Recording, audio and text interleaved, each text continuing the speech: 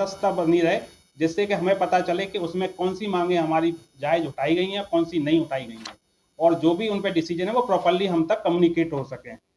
उसके बाद में जो हमारे क्रिस मेडिकल अटेंडेंस रूल 2009 एक रूल था, जिसमें कुछ अमेंडमेंट अपने लोकल लेवल पे मैनेजमेंट ने किए थे, जो कि ईसी और जीसी की पावर में अधीन है। तो उन रूल को वापस से हम डिमांड करते हैं उनसे कि वो हमारा 2009 की पॉलिसी है वो एज इट इज इम्प्लीमेंट की जाए। इस उसके बाद में जो भी कैग और ऑडिट रिपोर्ट जो सर्कुलेट होती हैं उनको वेबसाइट पर प्रस्तुत किया जाए, जिससे पता चल सके कि क्या हमारे ऊपर ऑब्जेक्शन लगे हुए हैं डिपार्टमेंट के ऊपर, क्या पॉलिसी में चेंजेज हैं, क्या कैग ने और किसी ऑडिट एजेंसी ने ऑब्जेक्शन रेज किए हैं, वो अभी तक मतलब सही तरीके से लोगों को पता नहीं होती है, तो उनको मैनेजमेंट की तरफ से छुपाया जाता है। तो हम चाहते हैं कि उनकी ऑडिट रिपोर्ट वेबसाइट पर जो कि बाय लॉ होनी चाहिए वो अभी तक नहीं होती है। और उसी के तहत हमने जो हमारे यहाँ जैसे आप लोग एम्स वगैरह को अच्छी तरह से जानते हैं, एम्स में मेडिकल अलाउ मतलब जैसे डॉक्टरों को प्रैक्टिस बाहर नहीं की जाती है, तो उनको लिए कुछ एक अलाउंसेस होती हैं कि लोग अपने जॉब पर ज़्यादा ध्यान दें, ना कि हम सरकारी जॉब के साथ साथ में कुछ प्राइवेट कर सकें। तो इसी तरह से हमारे डिपार्टमेंट में हमें भी सॉफ्टवेयर अलाउंस दिया जाता है, तो उसमें कुछ कटौती की गई है। तो वो उनके क्या रिपोर्ट हैं, क्या कैग ने और क्या उन्होंने ऑब्जेक्शन लगाए हैं, उनकी आज तक हमें जानकारी हमारे इंजीनियर को नहीं मिली है। तो हम उनके आरटीआई के तहत जानकारी लेते हैं, जबकि हमें डिपार्टमेंट से ऑटोमेटिकली वेबसाइट के थ्रू या अपनी इंटरनल के थ्रू मिल जानी चाहिए, तो उनकी हम डिमांड करते हैं। उसके बाद में हम जो हमारे जो लोग नए लोग ज्वाइन करते हैं डिपार्टमेंट में, जेएससी और एएससी से हमारे यहाँ भर्ती होती है, तो जो लोग जिस पॉलिसी के तहत जिस पॉलिसी के तहत उनका नौकरी में हमें वो किया जाता है, एंट्रेंस दिया जाता है, लेकिन उसमें बीच में कुछ रूल्स को अपनी मर्जी से अमेंडमेंट करके और उनके प्रमोशन पॉलिसी को काफी लो कर दिया जाता है, जिससे कि उनको मतलब गुड फील नहीं होता, और उनके हायर बनने में जो 2 साल में प्रमोशन होना है वो 4 साल तक खींच दिया जाता है, जबकि उनकी कैरियर ग्रोथ को इस तरह से हम किसी भी जगह किसी भी ऑर्गेनाइजेशन में इस तरह से चेंज नहीं कर सकते। मैं जिस पॉलिसी के तहत एंड अप किया हूँ, एंट्रेंस एग्जाम दिया था, उसी पॉलिसी के तहत मुझे एंड तक रिटायरमेंट उसी पॉलिसी के थ्रू मिलना चाहिए, ये कोर्ट भी कहता है। लेकिन यहाँ पे हमारे कुछ जूनियर साथियों के साथ ऐसा किया गया है, हमने कई बार डिमांड भी की है मैनेजमेंट से, लेकिन उन पर कोई सुनवाई नहीं होती है। तो आपके माध्यम से मैं चाहता हूँ कि इस जो कि हमारे नए लोग जो ज्वाइन कर रहे हैं उनके फ्यूचर को देखते हुए, जो कि गवर्नमेंट ऑफ इंडिया भी हमारे युवा यूथ को आगे बढ़ाने के लिए बात कर रहा है, और हमारा मैनेजमेंट युवा यूथ को पीछे ढकेलने की बात कर रहा है, जो कि नहीं होना चाहिए। और इसी के लिए हमें आज के टाइम पे मैनेजमेंट से और अपने ऑर्गेनाइजेशन को हमें कोर्ट के थ्रू कुछ चीज़ों को अमेंडमेंट लेकर के लाना पड़ रहा है। तो हम चाहते हैं कि आपके माध्यम से इन चीज़ों को हमारा मैनेजमेंट हमसे वार्तालाप करके और इनको यहीं पर सॉर्ट आउट किया जाए, जो कि हमारे ऑर्गेनाइजेशन और हमारा एम्प्लॉय, हमारे इंजीनियर अपने अपने ऑर्गेनाइजेशन के लिए ज़्यादा टाइम दे पाए, ना कि हम इन फिजूल की बातों में और इनमें अपना टाइम वेस्ट कर सकें। तो हम मैनेजमेंट में से यही चाहते हैं कि जो भी मैंने आज के समय जो मुद्दे रखे हुए हैं, इनको ईच एंड एवरी पॉइंट हमने उस तरह से रखा हुआ है। होने को हमारे 50 और भी मुद्दे हैं, लेकिन ये जो प्रमुख मांगे मैं आपके माध्यम से रख रहा हूँ मैनेजमेंट से, इनको हमारे एम्प्लॉय को अगले आने वाले एजीएम से पहले, आने वाली मीटिंग से पहले रिजॉल्व किया जाए, और हम फ्यूचर में इस तरह की मांगे हमारे लिए जीरो हो, जिससे कि हमें इन मांगों को आगे ध्यान ना देना पड़े। Thank you. उसमें मैं थोड़ा सा और ऐड ऑन करना चाहूँगा। निकुलिस हमारे जो जूनियर्स आए हैं, जैसे उनका कैरियर ग्रोथ होता है उस वो डिपेंड करता है, उनका कैरियर ग्रोथ होगा तो हमारे ऑर्गेनाइजेशन का ग्रोथ होगा, और फिर हमारे क्या नाम है इंडिया के डेवलपमेंट में वो अच्छी तरह से पार्टिसिपेट कर पाएंगे। अगर हम अपने एम्प्लॉय का ख्याल नहीं रख सकते, जो टेक्निकल एम्प्लॉय उनकी बात नहीं सुन सकते, तो फिर उनसे अच्छी एक्सपेक्टेशन नहीं कर सकते। अगर आप हम अच्छा अपना ऑर्गेनाइजेशन स्ट्रॉन्ग करना है तो हमें अपने एम्प्लॉय का ख्याल रखना पड़ेगा, अपने एम्प्लॉय को स्ट्रॉन्ग करना पड़ेगा, ताकि वो अच्छा पॉजिटिव एनवायरनमेंट में काम करेंगे तो पॉजिटिव ग्रोथ होगा, अच्छा आउटपुट दे पाएंगे, तो हमारे क्रिस का, हमारे ऑर्गेनाइजेशन का, रेलवे का और इंडिया का भी अच्छा डेवलपमेंट होगा, अच्छा विकास होगा। Thank you so much. Sir, आपने आज प्रेस वार्ता रखी है, क्या क्या प्रमुख मांगे हैं आप? मैंने अभी हमारी ये करीब 10-11 प्रमुख मांगे क्या है? प्रमुख मांगे हमारी एक बीआरएस और डेथ कंपलसरी जॉब को लेकर के है, दूसरा हमारा मेडिकल अमेंडमेंट को लेकर के है, थर्ड वन हमारे जो जूनियर कैरियर पाथ जो जेएससी और एएससी जो हमारे नए जॉइनी है उनकी जो प्रमोशन पॉलिसी में जो उन्होंने जिस तरह से चेंजेस किए हैं वो उस तरह से ना हो, वो हमारी प्रमुख रूप से ये मांगे हैं। और सेवा के लिए जो हमारा वेलफेयर एसोसिएशन है इसके लिए एक स्थायी हमारे लिए कार्यालय की व्यवस्था की जाए, ये हमारी प्रमुख मांगों में से। अगर आपकी किसी मांग पर ध्यान नहीं दिया जाता है तो आपका अगला कदम क्या होगा?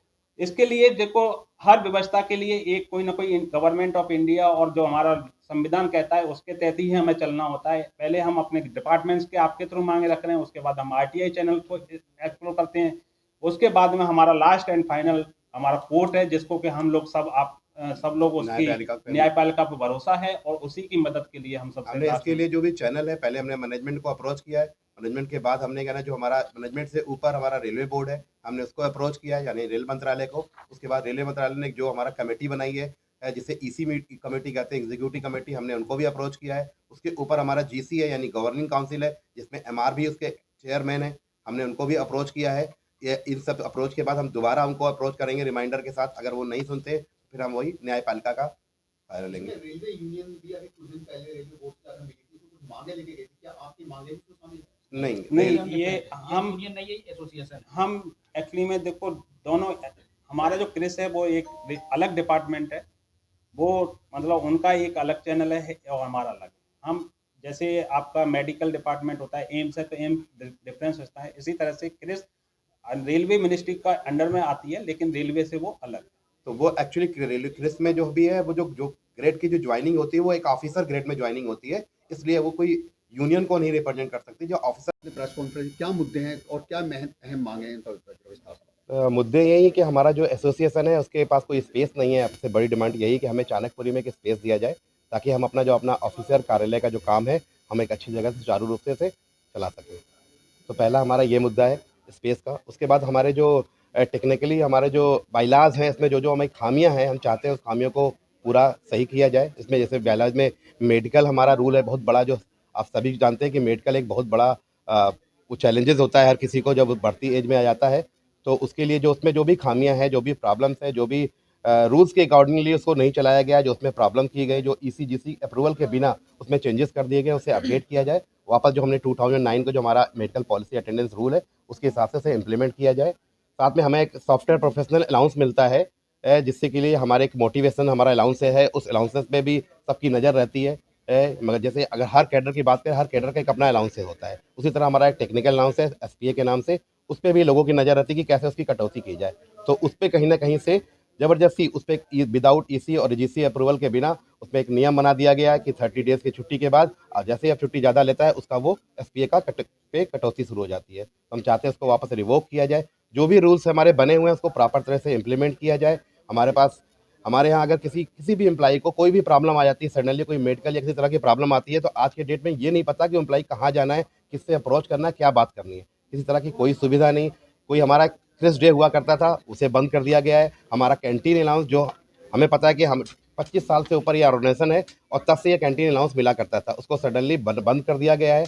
हम उसको डिमांड करते हैं कि उसे वापस चालू किया जाए। वहीं वो कैंटीन अलाउंस आप नहीं दे सकते तो उसकी जगह आप कूपन प्रोवाइड करते तो वो कूपन प्रोवाइड किया जाए। ये सब चीज़ें हमारे मेन डिमांड है हमारी। को लेके आप चल रहे हैं, अगर किसी कारणवश कोई आधिकारिक तौर पे उसका जवाब नहीं आता है तो आप क्या होगा? देखिए मैंने पहले भी बताया है कि हमारा सबसे पहले हम अपना जो भी चैनल हैं जो रूल डिफाइंड है उसी चैनल के थ्रू जाएंगे। सबसे पहले हम मैनेजमेंट से रिटन में हम अपना जवाब मांगेंगे, यदि उसके बाद जवाब नहीं देते हैं देन हम आरटीआई और ईसी और जीसी को अपना मेल और जो भी कम्युनिकेशन चैनल है उससे इंक्वायरी करेंगे। यदि उसके बाद भी नहीं आता है तो हम आरटीआई के बाद हमारा फाइनल यही है कि हम जो न्यायपालिका है उसके पास में जाएंगे और न्यायपालिका पे हमें पूरा भरोसा है वो हमें न्याय दिलाएगी। अभी तक हम मिनिस्ट्री में भी मिले होंगे, अधिकारी से मिले, क्या उनकी बातों से क्या रुख लगता है? नहीं, मिनिस्ट्री और अधिकारियों ने हमें कोई भी 1-2 चीज़ों में हैं जो हमने मांगे रखी हैं, उन्होंने हमें बोर्ड ने इंटरफेयर करके हमें उन्होंने दिलवाया भी है। हम उनके लिए धन्यवाद भी ज्ञापन देते हैं और उन्होंने इंटरफेयर किया है। लेकिन हम चाहते हैं कि हर चीज़ को लेकर के मिनिस्ट्री और रेलवे बोर्ड तक ना जाया जाए, क्योंकि पहली हमारी प्रायोरिटी है कि हम अपने इंटरनल मैनेजमेंट को चीज़ें एक्सप्लोर करें। लेकिन ये नहीं होता है then we will go for the second railway board और ministry, after that we will fight in court. आज आपकी जो मांगे थी उनको लेकर बात हुई, क्या लगता है सरकार से क्या रोक लग रहा है?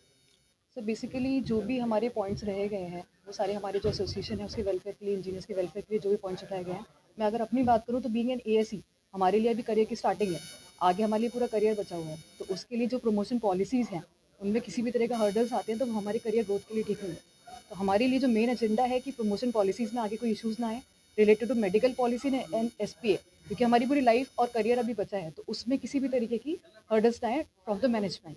जैसे कि अगर बात की जाए जो आने वाले जो और स्टूडेंट्स हैं जो इस वक्त कैरियर रेलवे में कैरियर देख रहे हैं, उससे उस पर इस बात से कितना फ़र्क पड़ता है? सर काफ़ी फ़र्क पड़ता है बीइंग आई थिंक अभी की यंगस्टर जो एक स्टेबल करियर देखते हैं इन गवर्नमेंट जॉब्स, उनके लिए security and stability and promotion policies are equivalent important. So अगर इस केस में ही अगर हमारे जो प्राइम प्रिमिटिव्स हैं उसी में अगर कुछ इश्यूज़ आएगा तो that would be I think not beneficiary for the youngsters at the first place. आधिकारिक तौर पे बात की जाए तो आपको अपने मिनिस्ट्री से और अधिकारी से कितनी उम्मीद लग रही है, इस पर कितना ध्यान दिया जाएगा? सर आई थिंक कि अगर हम यूनाइटेड रहेंगे तो डेफिनेटली उसका एक फ़र्क पड़ेगा आगे मैनेजमेंट के लिए, और हमारी जो भी सारी मांगे हैं वो सब भी पूरी की जाएंगी। यूनिटी में से strength that is the most important thing according to me sir.